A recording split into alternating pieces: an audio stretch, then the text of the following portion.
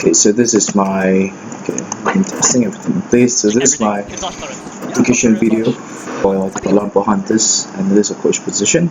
Now, so usually I see myself as one of the two casters, but this time I'm just gonna go through with you how I do my analysis usually. So let's just start with the picks and bans. I'm just gonna change all this to normal speed first, and I'm just gonna go through the first 10 minutes of this game because after this pretty much over from the point, and I explain as to why I only choose to do 10 minutes. So let's just bring the compositions on both sides first. Let me reduce the volume a little bit here. Okay. So on this side, Bridge Gaming is something that's a little bit more on the meta. They're playing the Tristana AD carry, they're playing the Lulu mid lane, which is by far one of the strongest mid laners at the moment. Then they couple this together with Vi as well as a Jax. So over here, you just look at this straight away, what hits you. They have a Jax, they have a Tristana, they have a Lulu, they have lots of options to do damage over time. And this is going to be a very strong scaling composition into the later stages of the game. Colombo Hunters, on the other hand, they're playing a fairer composition of sorts, something that I actually asked the Singaporean teams to play quite a fair bit, especially if you play, say, a Trundle top or you play Olaf in the top lane as well. But this time they went for the Malphite, running the Glacier Malphite skin.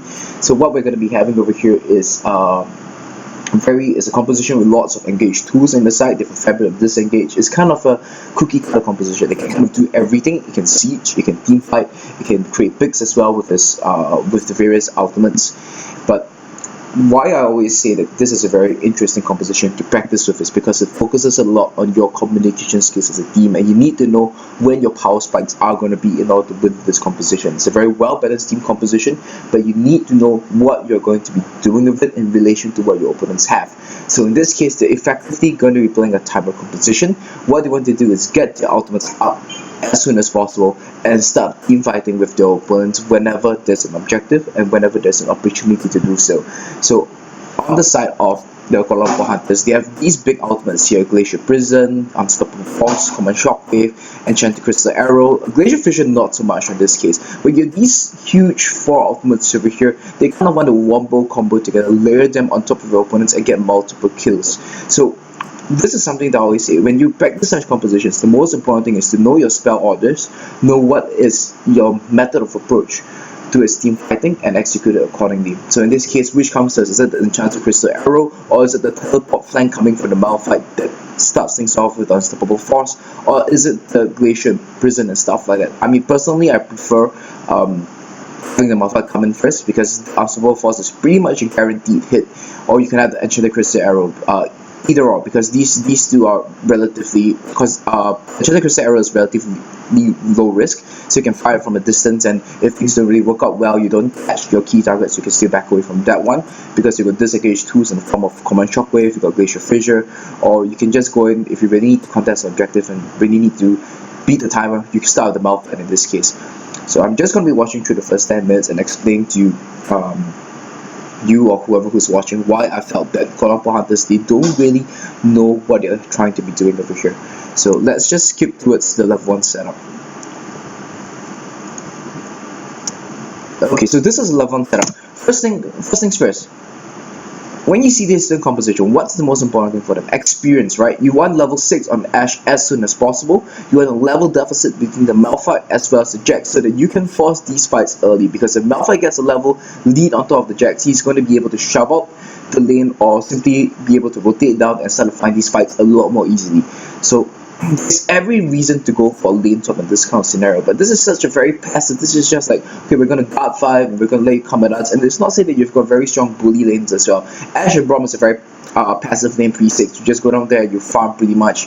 Braum provides some sustain. I mean, I'm not very good at lane itself, but there's just no like very overwhelming bully presence from these champions. You're not like playing a Lucian, Leona type of lane. It's Ashe and Braum. You're not going to be bullying out the Tristana, Trash, or going to even be shoving them in for the matter. We're actually going to see Tristana and Trash actually trade very aggressively against Ashe and Braum in this case. So Colombo Hunters, there's just no reason for them to just go for regular setup in such a manner. I mean, if at least just going for lane swap, going for some evades, get some vision down, and if they roll the dice correctly, they swap the lanes accordingly, then it's just too bad. But this very passive guard 5 start over here, and then having the Malphite swap over down to the double camp, is not exactly a very smart way about enabling your composition, because you do this, right, you need to wait until your auto turrets are down before you can start rotating around the map, or you're very dependent on this teleport coming from the Malphite. But the moment you go for lane swaps, you open up the map a lot faster, Ashe hit 6 a lot faster as well, and then you're able to start having these team fights. Like I said, you want to be either starting with Enchanted Crystal Arrow or with the Malphite ultimate in this case. Okay, let's roll the game now. I'm just gonna watch this at 2 times speed because things are gonna be quite fast actually. So I think that's the first thing I really want to talk about after I watched through the first 10 minutes of this game is the fact that there was no attempt lane swap at all from Kuala Lumpur Hunters, and they know they're up against a scaling composition. So you want to be able to pressure this timer as quickly as possible. You want to be snowballing a huge goal lead, and the first few fights are going to be super important for KLH because this is where they're going to come up very far ahead.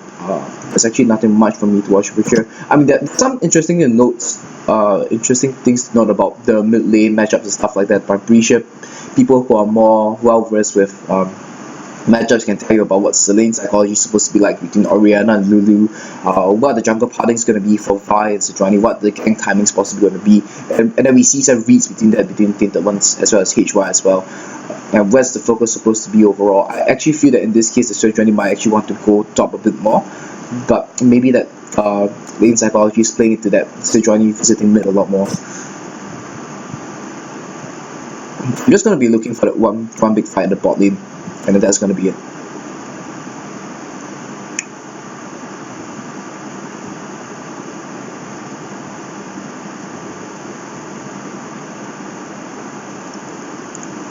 Yep, I think this is it. Okay, let's slow things down. Okay, so in this case, right, Malphite's level 6 already. He has teleport up. Jax is level 6, he has teleport up as well. But I like this one on Malphite. Just hide in the brush over there. You know that this is about the point of time you want to start fighting.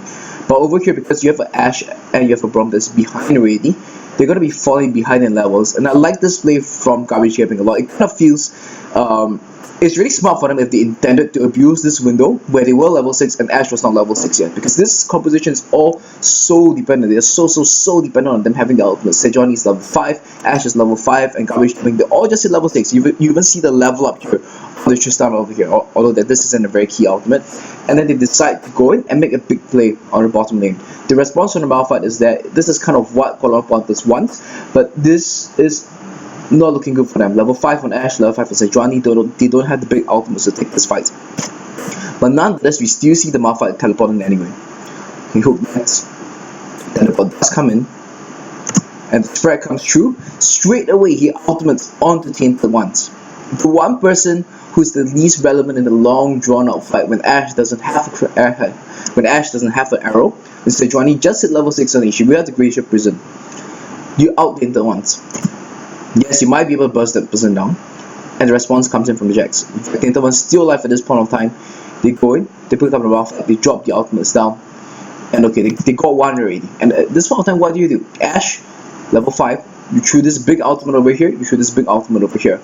All your team fighting capital has been expanded already, and you picked off one person. That's perfectly fine. You could have gone for a little bit more, and this is why I say that you have to know exactly what your team composition wants to do and what the spell order is going to be. You do not have Enchanted Crystal Arrow to set up for the Shockwave. Yes, you can go in, you can try for a nice flash Shockwave. In fact, Orianna doesn't even have flash at this point in time. Glacier Prison is not around. Unstoppable Force is done. Why should you be chasing over here when there's so much kiting potential? Trash not level 6 yet. When he gets level 6, he will have the box. And in fact, if the Tristana didn't hit level 6, Trash should be level 6 any moment now as well. The Jax for Grandmaster Smite, that doesn't really matter. Vi is dead already, and the Lulu will be making the rotation down as well. So they go in for the chase. And in fact, Golden's is actually faster to make this rotation. There we go. Wild Growth comes out, and there's these ultimates just disengaging away, and they're just going to be peeling back. This is just an overextension on this side, because if you don't have these ultimates, you shouldn't be chasing down onto your opponents over here, especially without the Enchanted Crystal Arrow. If you had the Enchanted Crystal Arrow, this would be perfectly fine. If Ashe was level 6, this would be 100% okay, because you can go down there, you can drop the Enchanted Crystal Arrow when the Orianna reaches, and then you can set up for a nice common Shockwave, and then you have the AoE damage you need. And in fact, you look at the mana bars on the side of Kuala Lumpur Hunters, they're also low at this point of time. I mean, this is difficult to communicate and manage, so sometimes might be an oversight. But the key takeaway here is that you need to know what are your key ultimates, when to order them, when to sequence them, and when you can use them to fight your opponents. And then they just turn things around, and because they don't have these ultimates, they don't have this lockdown, they just turn around and it's clean up for them. That's going to be the ace. So the one fight, this early game fight coming from Kuala Lumpur Hunters, that's supposed to be very crushingly in their favor. KLH Gaming, they find a small window, they pressure that window, and this is just them faltering. Slow from the Oriana to move down. No Enchanted Crystal Arrow from the Ash. They get one pick off, but they didn't follow up properly with the rest of the people. This should have just been go in there, disengage. And then at this point, Jax is 2-0-1 up against the Malphite, who's not really a very good bully lane against Jax. You just go down there and you kind of try to control the lane against Jax. And now Jax is so far ahead, it's going to be difficult. 3-0 for Tristana. Effectively, this game is over unless KLH Gaming makes a whole bunch of mistakes. And with that, I'm done over here. Okay.